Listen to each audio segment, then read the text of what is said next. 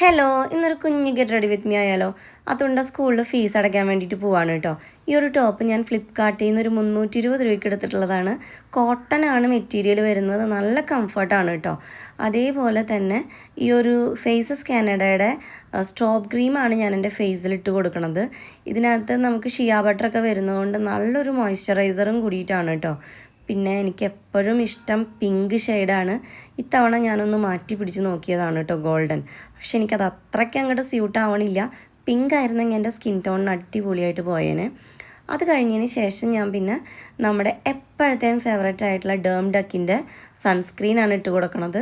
ഇത് ഞാൻ അടിപൊളിയാണെന്ന് എത്ര തവണ പറഞ്ഞാലും എനിക്ക് മതിയാവില്ല കേട്ടോ, അത്രയ്ക്ക് കിടിലനാണേ. അത് കഴിഞ്ഞിട്ട് നമ്മൾ കുറച്ച് വെള്ളം കുടിക്കുന്നുണ്ട് കേട്ടോ. ഞാനിങ്ങനെ ഇടയ്ക്കിടയ്ക്ക് വെള്ളം കുടിച്ചുകൊണ്ടിരിക്കും.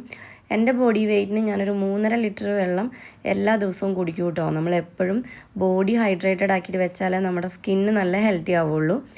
പിന്നെ ഞാൻ എന്താ ചെയ്യുന്നതെന്ന് വെച്ച് കഴിഞ്ഞാൽ, നമ്മുടെ പുരികം ത്രെഡ് ചെയ്യാനായിട്ട് എനിക്ക് സമയം കിട്ടണില്ല കേട്ടോ. ജോലി കഴിഞ്ഞ് വന്നിട്ട് പുരികം ത്രെഡ് ചെയ്യാൻ പോകാനായിട്ട് എനിക്ക് പറ്റണില്ല. അത് കാരണം കൊണ്ട് ഞാൻ നന്നായിട്ട് പുരികം വരച്ച് കൊടുത്ത് പിന്നെ കണ്ണും കൂടി ഒന്ന് എഴുതി കൊടുക്കുന്നുണ്ട് കേട്ടോ.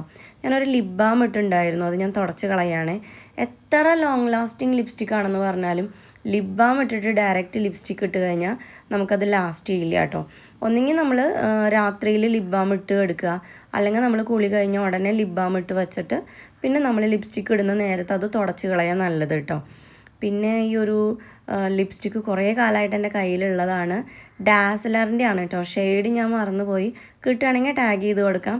അടിപൊളി ഷെയ്ഡാണ് കേട്ടോ, എല്ലാ സ്കിൻ ടോണിനും കിടിലനായിട്ട് മാച്ച് ആവും കേട്ടോ. പിന്നെ എന്തോ ഒരു കുറവുണ്ടല്ലോ എന്ന് ആലോചിച്ചപ്പോഴാണ് പൊട്ട് വയ്ക്കാൻ മറന്നുപോയി. ഇവിടെ പൊട്ട് കുത്താതെ നടന്നു കഴിഞ്ഞാൽ വഴക്ക് കിട്ടും കേട്ടോ. പിന്നെ ബ്ലാക്ക് പൊട്ട് കുത്തിയാലും നമുക്ക് വഴക്ക് കേൾക്കുവേ. ഭർത്താവില്ലാത്ത ആൾക്കാരാണ് ബ്ലാക്ക് പൊട്ട് ഇവിടെ കുത്തുന്നത്. അപ്പോൾ എപ്പോഴും ഞാൻ റെഡ് പൊട്ട് തന്നെ വാങ്ങിച്ച് വെക്കാൻ നോക്കാറുണ്ട്. അത് കഴിഞ്ഞൊരു വാച്ചും കൂടി കെട്ടി കഴിഞ്ഞപ്പോഴത്തേക്ക് എൻ്റെ ലുക്ക് കംപ്ലീറ്റ് ആയിട്ട് ഞാൻ